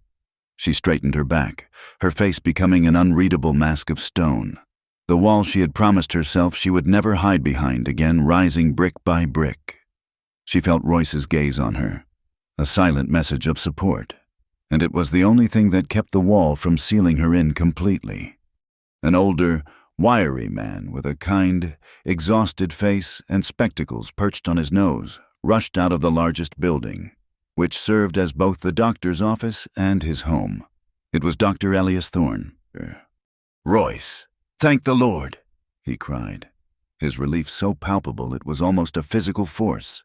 "Did you get them the herbs?" "I have them." "Elias," Royce said, swinging down from his horse. He unstrapped the precious pouches from his saddle. "How are they?" The doctor's face, which had lit up with hope, crumpled back into a mask of grim despair. "Worse, son. Much worse. We lost little Martha an hour ago." A collective gasp went through the small crowd that had gathered. "And 6 more are burning up. It's the fever. It takes hold so fast. I've done everything I know how. I've run out of quinine. I've run out of answers." He looked utterly defeated. A good man pushed past the limits of his knowledge and his strength. He then seemed to notice Nahimana for the first time, truly see her. He recoiled slightly, his hand coming up in a gesture of alarm. "Royce, who is this?" "This is Nahimana," Royce said, his voice clear and steady. "A challenge to the entire town. She guided me here. She helped save 2 of her own people from a rock slide on the trail. She is a friend." The word friend hung in the air, an impossible notion to the townspeople. But there was no time for prejudice or debate. From inside the doctor's house came the weak, fretful cry of a child, followed by a woman's desperate, soothing hush. The sound cut through the tension like a knife. "There's no time," Royce said, his focus sharpening. He handed the herbs to Elias. "Let's get to work. Show me where they are." "In the church," Elias said, his professionalism overriding his fear. "We moved them there. It's cooler." As they turned towards the church, a stout man with a tin star pinned to his vest stepped forward, blocking their path. Sheriff Miller. He was not a bad man, but he was a man ruled by the fears of the people he protected. "Hold on. Royce," he said, his eyes fixed on Nahimana. "You know the rules. No hostiles in town. It ain't safe." Nahimana's hands, hanging loose at her sides, curled into fists. But Royce stepped in front of her, not to shield her, but to address the sheriff directly. "There is only one hostile in this town right now." "Sheriff," Royce said, his voice dangerously quiet. "And it's the fever that's killing your children. This woman's hands are skilled. We need her help. Are you going to stand there arguing about rules while children die? Or are you going to get out of our way?"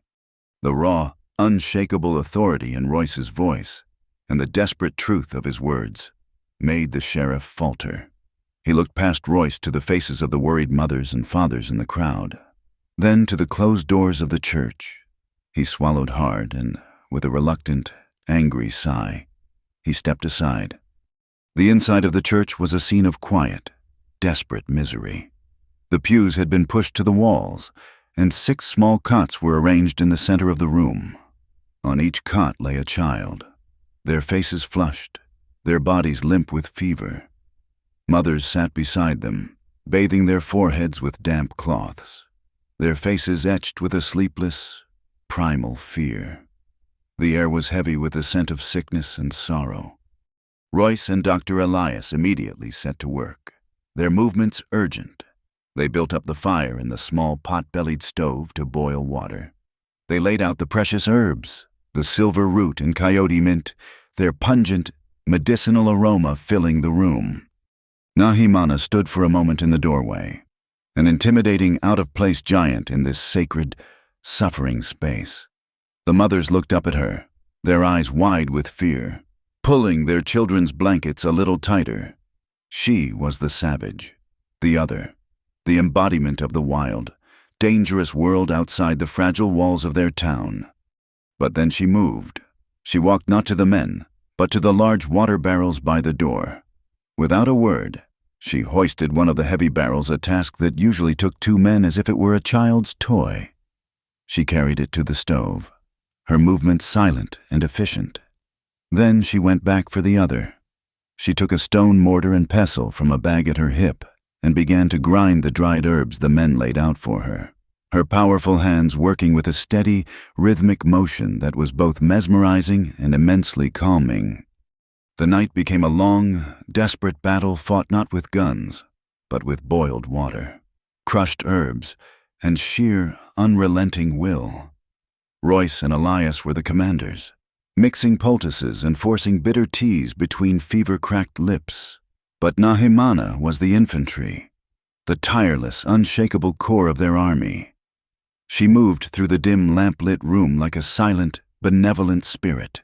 She fetched and carried.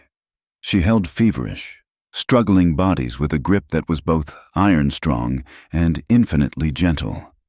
She wrung out cool cloths and laid them on burning foreheads, her large hands surprisingly tender. She did not speak.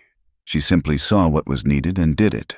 When a young mother, exhausted after 2 days without sleep, finally slumped over in her chair, Nahimana gently touched her shoulder.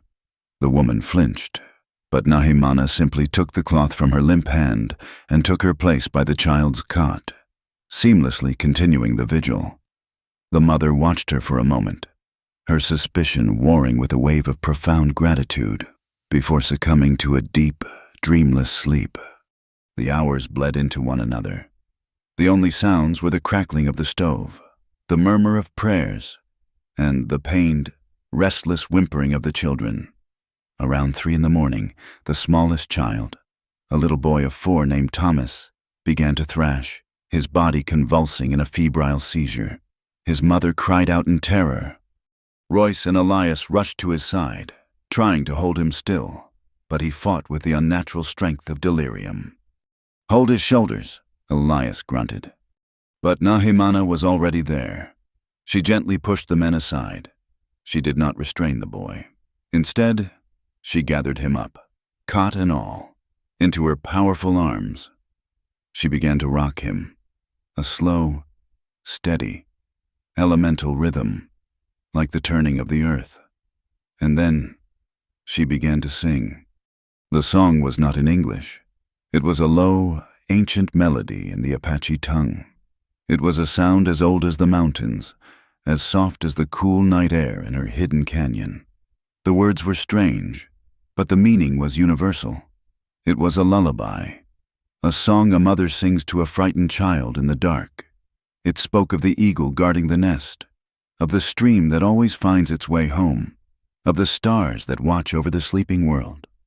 The powerful hands that had disarmed desperate men and heaved massive boulders now cradled a sick child with an almost unbearable tenderness.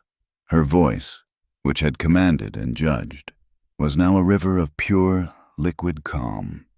Slowly, miraculously, the child's convulsions began to subside. His thrashing eased, and his frantic cries softened into weak sobs. He relaxed into the cradle of her arms, his feverish cheek resting against her shoulder.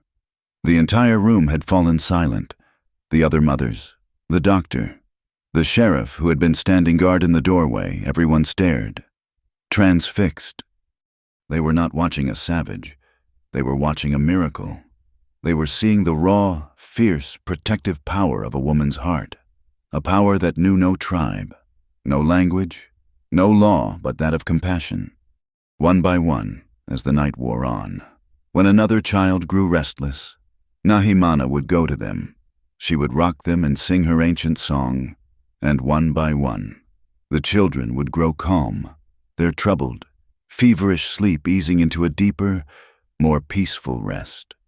She became the night's guardian, her song a shield against the encroaching darkness. As the first gray light of dawn began to filter through the church windows, Dr. Elias moved from cot to cot, a look of exhausted wonder on his face. "The fevers are breaking," he whispered, his voice cracking with emotion. "Royce, look, his forehead is cool." Royce came and felt the boy's skin. It was damp with sweat, but the raging fire was gone. He looked across the room at Nahimana. She was still sitting in a chair, a sleeping child in her arms, her head bowed with exhaustion, but her vigil unbroken. The first rays of the morning sun streamed through the window and fell upon her, wreathing her in a halo of golden light. The battle was over. The fever had been defeated, and as the mothers of redemption wept with tears of exhausted relief, they looked at the towering Apache woman, and they no longer saw a threat. They saw their savior. The sun rose higher, and the oppressive heat of the day began to settle on redemption.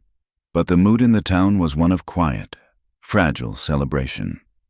The news had spread with the morning light. The children were safe. The fever had broken, one by one. Mothers emerged from the church, their faces pale and etched with exhaustion, but their eyes shining with a light that had been extinguished for days. They carried their sleeping children, now breathing easily, back to their own homes, to their own beds. Nahimana stood on the church porch, watching the small, grateful processions. She felt out of place, a towering, awkward figure in a world that was not her own.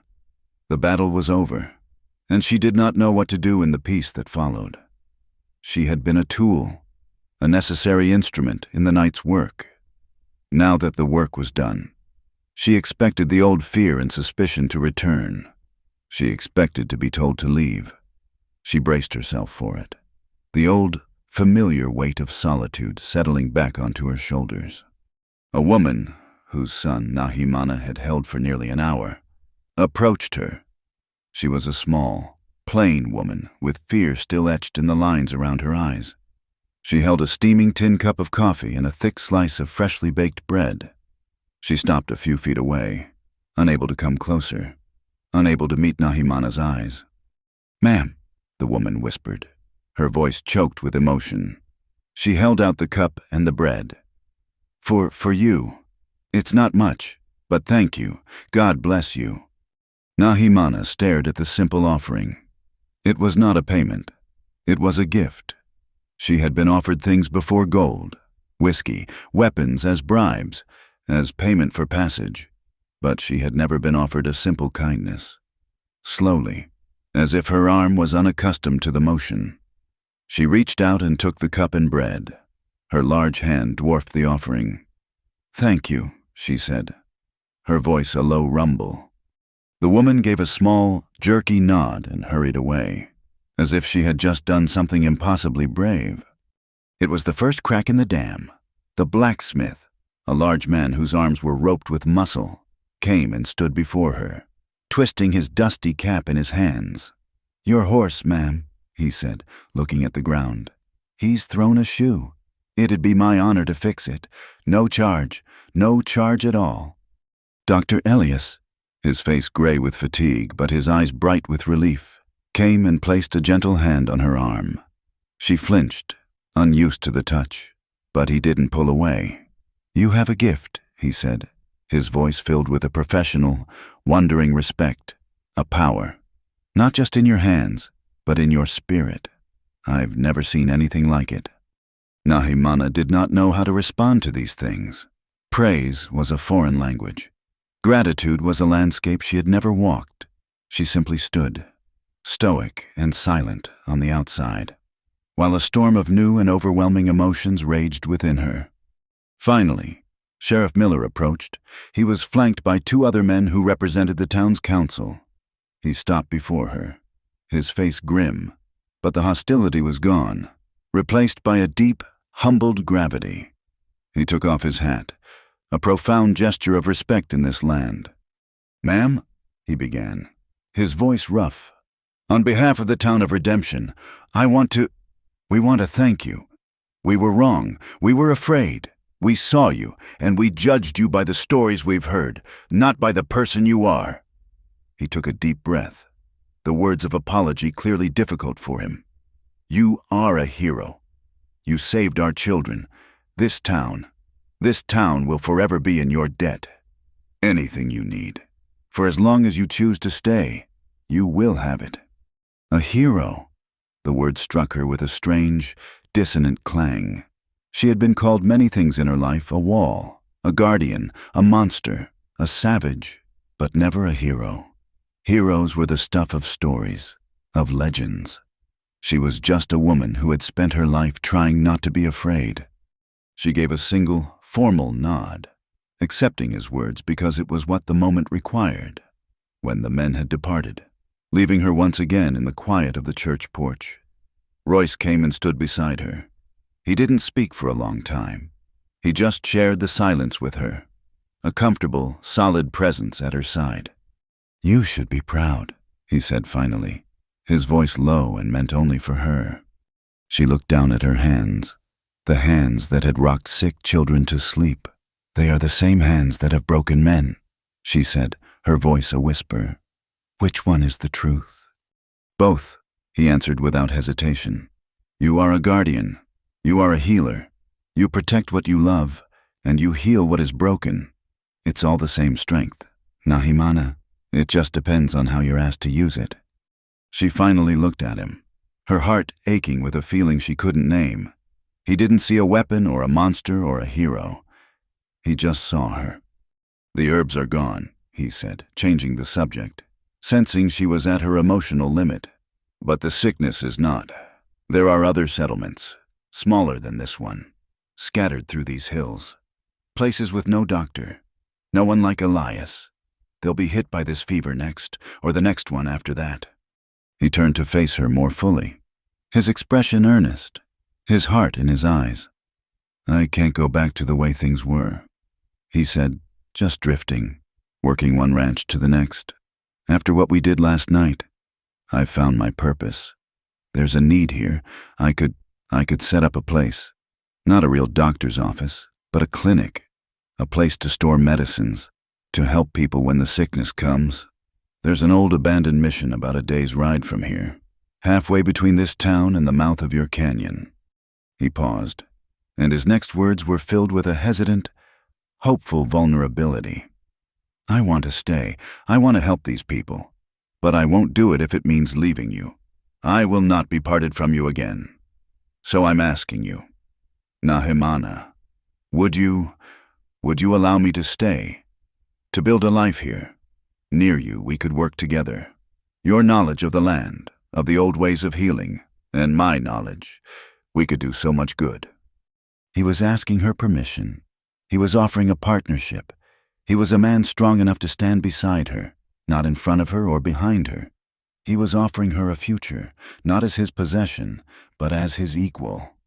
It was too much. The night of sleepless vigilance, the town's shocking gratitude, and now this incredible, life-altering offer from the one man who had ever seen past her walls. The dam inside her broke. A sob, a raw, ragged sound she had not made since she was a small, frightened child, tore from her throat. Tears, hot and unstoppable, streamed down her face. She did not hide them. She did not have the strength. All the years of solitude, of being feared, of holding all her pain and loneliness inside her fortress of muscle and bone, came pouring out. All my life, she wept, the words broken, almost incoherent. I have been a shield, a thing for people to hide behind, a weapon to keep the danger away. I made my body hard so that my heart would not have to feel. I made myself into a wall so no one could get close enough to hurt me, or to help me. She looked at him through her tears, her eyes filled with a lifetime of sorrow. "You are not a weapon," Royce said, his voice thick with emotion. He took a step closer, his hands rising as if to comfort her, but he held back, giving her the space to let the walls crumble on their own. "You are a person, Nahimana. You have a heart that is stronger than any muscle you own." "I don't know how to be a person," she confessed, her voice a raw whisper of despair and dawning hope. "I only know how to be a shield. I don't know how to live in the quiet moments. I don't know how to let someone in." Her voice broke completely. "I want to learn. Royce, I want to learn how to live as a woman who can love, and who can be loved in return." It was the ultimate confession, the deepest, most secret desire of her heart, spoken aloud for the first time in the dusty street of a town that had, only a day ago, wanted to cast her out. The last of Royce's restraint vanished. He closed the small distance between them and gently, reverently, took her hands in his. He did not try to stop her tears. He just held her hands, his grip warm and steady, a silent anchor in her emotional storm. "Then we'll learn together," he said, his voice a quiet, unbreakable vow. "You don't have to do it alone anymore." She looked at him, at his kind, honest face, and she saw her future. It was not a future of battles and solitude, but one of shared purpose, of gentle hands, and of a love that was not a challenge to be conquered, but a quiet place to come home to. The shield was finally, truly, down. Their return to the canyon was not a retreat, but a homecoming. They left redemption with the town's quiet, humbled blessings, their packs restocked with supplies offered by grateful hands. Royce's horse had a new, perfectly fitted shoe, a gift from the blacksmith. They did not take the treacherous high ledge again. Instead, Nahimana led him back through the hidden passage, the stone door groaning open to welcome them back into the sanctuary of her world. They walked side by side, leading the horses, the atmosphere between them transformed. On the journey out, he had been a supplicant, she a reluctant guide. Now, they were partners, moving with a shared rhythm, their silence no longer a space to be filled but a language they both understood. He was a guest, but he was no longer an outsider. She did not lead him to a secluded spot to make a quiet announcement. That was not her way. Her decision affected her people, and it would be presented to them directly, under the open sky, in the heart of their home. She walked with Royce directly into the center of the encampment, her head held high, her expression calm and resolute. As before, the people emerged from their dwellings, but this time the mood was different. The raw hostility was gone, replaced by a wary, confused curiosity. They had heard the story from Chaitan and Tala. They knew this man had helped save one of their own. They knew Nahimana had stood for him. But to see him return, to see him walking at her side as if he belonged there, was a shock to the foundations of their world. Kale was the first to confront them, his face a thundercloud of disbelief and anger. He stepped before them, blocking their path, His arms crossed over his powerful chest. "You have returned," he said, his voice a low, dangerous rumble directed at Nahimana, "and you have brought the sickness back with you." "His name is Royce," Nahimana said, her voice even, betraying no defensiveness. "And he is not a sickness. He is the cure." She did not wait for Kale's response. She turned to face the assembled tribe. Her people, the faces she had spent her life protecting from a distance. She saw their fear, their doubt, their confusion. She had been their wall for so long, and now she had brought the outside world directly into their home. She had to make them understand. "I know what you are thinking," she began, her voice carrying to every ear, clear and strong as a canyon bell. "I have broken our most sacred law. I have brought an outsider into our home, not once, but twice. I have not done this lightly. I have done this because my duty as your guardian is not just to protect you from harm, but to ensure our future." She paused, letting her words sink in. "For many seasons, we have seen the world change around us. New sicknesses come on the wind. The game moves farther away. The white man's world pushes closer to our borders. A wall can keep enemies out, but it can also trap us within. It can blind us to new ways, new hopes." She gestured to Royce, who stood silently at her side, his posture respectful, his gaze steady. "This man, Royce Barrett, is not a prospector who seeks to scar our land. He is not a soldier who seeks to conquer our people. He is a healer. I have seen it with my own eyes.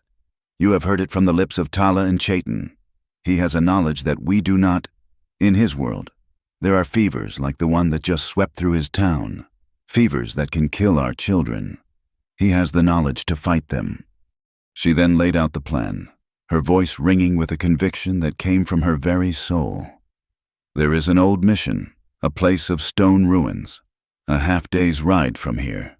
It is not on our land, and it is not in their town. It is a place in between. Royce will make his home there. He will build a place of healing. He will offer us trade not for whiskey, but for blankets, for good steel knives, for things that will make our lives better. And when sickness comes, to his people or to ours, he will be there with his medicine. He does not ask to live among us. He asks to live beside us, as a friend, as an ally." A wave of murmurs rippled through the crowd. It was a radical, terrifying idea, to trust a white man to create a bridge to their world, a world that had brought them nothing but pain and loss. Kale voiced the fear that was in everyone's heart. "A friend," he scoffed, his voice dripping with scorn. "Today he is one man, tomorrow he will bring 10, the day after, 100. He will be the crack in the wall that brings the flood. You, Nahimana, of all people, should know this. You have been that wall. Have you gone mad?" "I have not gone mad. Kale, I have begun to see," she replied, her gaze unwavering. "A wall that never opens is a prison. A warrior who never learns is a fool. His heart is true. I have staked my honor on it." "Your honor may not be enough to protect us from his lies," Kale shot back. The debate might have raged for hours, dividing the tribe. But then a new voice, quiet and frail, but filled with an unshakable authority, spoke from the crowd. "She is right." The people parted, and Tala, the old woman whose life they had saved, hobbled forward. She leaned heavily on a crutch fashioned by Chaitin, her legs still bound in Royce's splint, but her eyes were clear and fierce. "I was under the rock," she said, her voice gaining strength. "I felt the life leaving my body. I looked up and saw 2 people. I did not see an Apache and a white man. I saw a guardian's strength and a healer's hands, working as one. This man did not have to stay. His own task was urgent, but he stopped for a stranger, an old woman of a people who have no reason to love his kind. He treated me with honor. He saved my life. His spirit is not crooked." Tala's testimony silenced Kale. To question her word was to question the wisdom of the elders. The tribe was still caught in the grip of a momentous decision. It was then that the true leader of their people, the chief elder, A man so old his face was a map of all their tribe's joys and sorrows, emerged from his lodge. His name was Garon, and he had led them for 60 years. He moved slowly, his body frail, but his eyes held a wisdom as deep as the canyon itself. He did not look at Royce. He did not look at Kale or Tala. He looked only at Nahimana. "Granddaughter," he said, his voice a dry, rustling whisper, like leaves in an autumn wind. "Step forward." Nahimana did as he asked, standing before him, her head bowed in respect. "For years," the old man began, his gaze searching her face, "we have watched you. We watched you build yourself into our finest spear, our strongest shield. You took upon yourself a burden that no one asked you to carry, and you never faltered. We were proud, but we also felt a sadness." He paused, and the entire canyon seemed to lean in to listen. "We were sad because your strength set you apart. It made you alone. We feared that you would spend your life standing against the world, and that you would never find another soul who could stand with you. We feared that any man who came to you would see you only as a challenge to be broken, or would be broken by you." He then, for the first time, shifted his gaze to Royce, who had stood silent and respectful through the entire ordeal. The elder's eyes, though clouded with age, were piercingly clear. He studied Royce for a long, silent moment. "But you have not brought us an opponent," the elder said, his gaze returning to Nahimana, a slow, gentle smile gracing his wrinkled lips. "You have found a man strong enough not to stand against you, but to stand beside you." He raised a thin, trembling hand and placed it on her shoulder. "The spirit of the mountain values a strong root, but it also values the river that flows beside it, giving it life. One without the other is barren. You have been our root for a long time. Nahimana, it is good that you have found your river. Let him stay. Our people will not fear this bridge. We will walk across it with wisdom." The elder's pronouncement was final. A collective sigh of release went through the tribe. The tension broke, replaced by a quiet, dawning acceptance. Kale, his face still rigid with a warrior's pride, gave a stiff, formal nod, accepting the wisdom of his chief. The decision was made. Later, as the sun began to set, painting the canyon walls in hues of fire and rose, Nahimana and Royce stood on a quiet overlook. The encampment spread out peacefully below them. For a long time, they said nothing, simply watching the smoke from the cook fires curl into the evening sky. The world felt new, filled with a terrifying, beautiful possibility. She was still Nahimana, the guardian. He was still Royce, the healer, but they were no longer alone in those roles. He turned to her, and the setting sun caught the warmth and kindness in his eyes. He did not speak. He simply held out his hand. She looked down at his open palm, the hand that had set Tala's bone, the hand that had held hers on that terrifying ledge, the hand that had so gently removed the thorn from her own. Then she looked at her own hand, the hand that had disciplined men, that had carried the weight of her people's safety, that had felt so empty for so long. Slowly, deliberately, she placed her hand in his. His fingers closed around hers, warm, strong, and sure. It was not a gesture of ownership or of dominance. It was a connection, a partnership, a promise. In that moment, standing together as the first stars began to appear in the velvet sky, she was no longer, "No man is strong enough for me," said the giant Apache woman. She was simply Nahimana, a woman who had finally found a love that did not come from a challenge to her strength, but from a quiet, profound understanding of her heart. Thank you for listening to this story. I'd love to know where you're tuning in from, so please drop a comment below to say hello and share your thoughts. If you enjoyed this journey, please subscribe to my channel, Wild West Stories 1850. Give this video a like and support it further by hitting the hype button so that this story can be heard by many more.